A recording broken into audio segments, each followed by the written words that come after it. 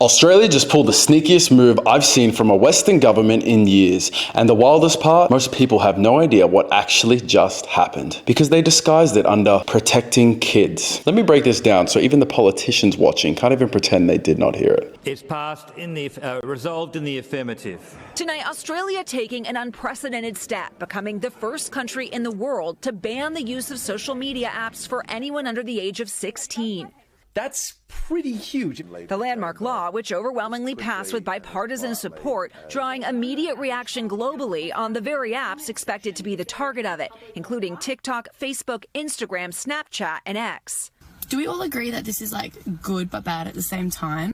Under the new law, tech companies will be required to take reasonable steps to verify a user's age and prohibit those under 16 from creating accounts, or else face millions in fines. We have heard the cries of families who are suffering. The controversial measure meant to help protect young people from the negative effects of social media. The American Psychological Association has warned about the addictive nature of these apps and the negative impact it can have on a child's mental health and body image. Now, the Australian government just pushed forward digital ID rollout, and at the exact same time, they launched a giant ban social media for kids under 16 distraction campaign. 2 headlines, same week. One designed to go viral, one's designed to slip through the cracks. Guess which one is which? Welcome back to Richie TV, the place where we break the lies they feed you and expose the truth they hope you never see. If you're new here, buckle in. If you're returning, you already know how deep this goes. Digital ID bill was pushed through by the Albanese government under Finance Minister Katie Gallagher, backed by the Digital Transformation Agency and supported by departments including Services Australia, ATO, Home Affairs and ASIC, all set to plug into the same ID system. Meanwhile, media outlets ran over 350 articles on the danger of TikTok for kids within a week. Absolute coordination. They want every parent fighting about whether 13-year-olds need TikTok while they quietly build the largest centralized identity system in Australian history behind the scenes. And if you think that's a coincidence, you're dreaming. This is how digital control gets introduced in every country. Not head on, not honestly, but through emotion, through distraction, and through fear. This exact playbook was used in UE under EIDAS, in Canada under the Digital Charter, and in the UK with the One Login program. All of them were introduced right after online harm or youth mental health scares. Now, Australia is just late to the party. Let's start with the digital ID part. The government is selling it like it's this convenient login once and access everything easily thing. They're pushing the usual propaganda. It'll stop scams, it'll make banking safer, it'll protect you from identity theft, while the government literally claims digital ID will cut down the $3.1 billion annual cost of scams, a number from the ACCS Annual Targeting Scams Report. It sounds heroic until you realize those same agencies have failed to stop scam texts for years. Mate, when has a government program ever protected you from anything except freedom? Here's the truth. Digital ID isn't designed for your safety. It's designed for centralized tracking, behavior monitoring, and creating a gateway system to access services. You want to renew your passport? Digital ID. Want Medicare? Digital ID. Do you want access to superannuation? Digital ID. You want to log into government services? Digital ID. You want to travel? Digital ID. You're not up to eventually want to open a social media account? Digital ID. The Communications Minister Michelle Rowland already admitted the government is exploring identity verification for social platforms. That's the test balloon, folks. Next comes the mandate. Everything becomes tied to your official profile, just like China, which means every single thing you do online is connected back to your real identity. Every opinion, every comment, every purchase, every transaction, every login. No anonymity, no privacy, and no dissent. Just a digital leash. But here's the tricky part. They know people won't accept it if it's presented openly. So instead, they launch a moral panic. Kids are being destroyed by social media. Kids are depressed. Kids can't handle TikTok. We need to ban them from using it. So what's the solution? Age verification. Meaning what? Digital ID for social media access? And they'll say it's to protect the children. They always use children to justify their control systems. In Australia, Wayne Holdsworth says his son died by suicide after a sextortion scam. Anyone that says that this is not a good idea has not lived through my life. But the law is facing fierce opposition, including from the big tech companies and Elon Musk, who wrote on X, seems like a backdoor way to control access to the internet by all Australians. And others, including some teens, are questioning how a law like this will be enforced. It will only create a generation of young people who will be more technologically literate in bypassing these walls.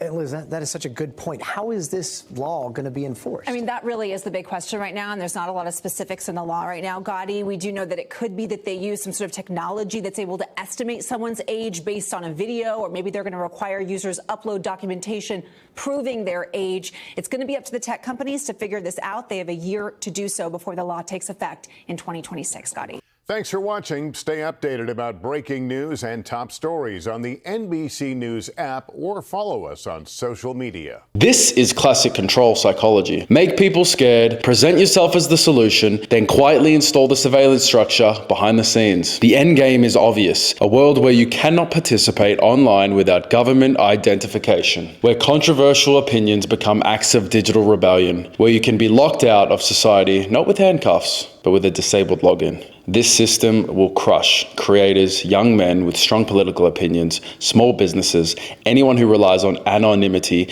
anyone who posts controversial content, independent journalists, whistleblowers, anyone with anti-government views, basically the entire internet generation. And what better way to trial this than protecting minors? Because no one wants to sound like the bad guy arguing against protecting kids. This entire thing is a Trojan horse. Let's zoom out. Countries around the world are rolling this out. Europe, Canada, New Zealand, the UK, and now Australia, all under different names, all with the same architecture, all pushed after a crisis. It's always scams are out of control, kids are in danger, we need accountability online, social media is toxic. Funny how all the excuses lead to the same result, government access to every human identity. Let's talk about why they want digital ID so badly. Because once the ID is in place, they control the gateway to money, travel, employment, healthcare, communication, online platforms, entertainment, banking, voting, every critical part of modern life. Tie everything to one ID and you can control an entire population with a push of a button. Sounds pretty dystopian, huh? Late on your taxes? Restricted access.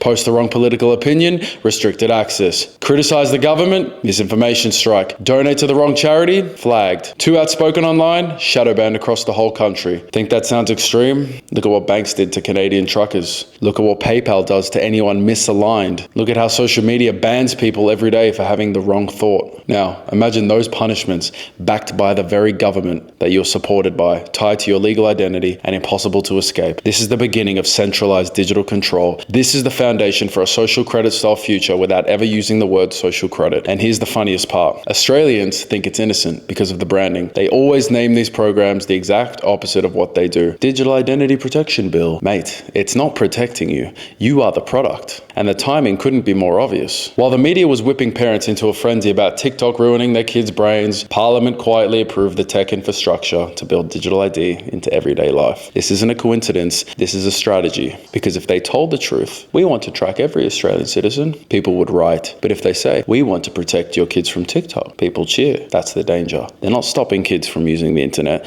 they're conditioning the public to accept government-regulated identity access to all online platforms. I think that the government will realise their mistake and we are going to be the ones that are voting next. Zoe, you're 14. You have more than 10,000 followers on TikTok. Where do you stand on the social media ban? I don't think it's going to work and I don't think that it's fair. I think that social media has been around for years and it's going to stay, and by taking under 16s away, you're taking us away from part of the world. Why do you think the government made this decision? I don't think they understand social media. I don't think they understand how it works and what actually happens and how it's helpful. Who do you think uses it better, older people or younger people? Younger kids. All the hate that I've gotten is from older people. Really? Yeah. Like what? Like people that are older and say, oh, in the 70s I did this, in the 80s I did that, and like it's all negative stuff from older people, and then from younger people I've never really gotten anything negative. How will the social media ban affect you and sort of that small business really in a way that you've started?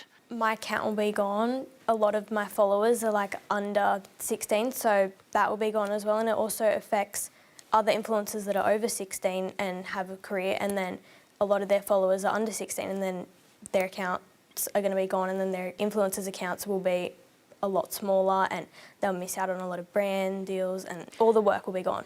It makes me sad because I love posting on TikTok, it's my creative outlet, and I love to make my followers feel heard in the comment section. It won't have any benefits in my opinion.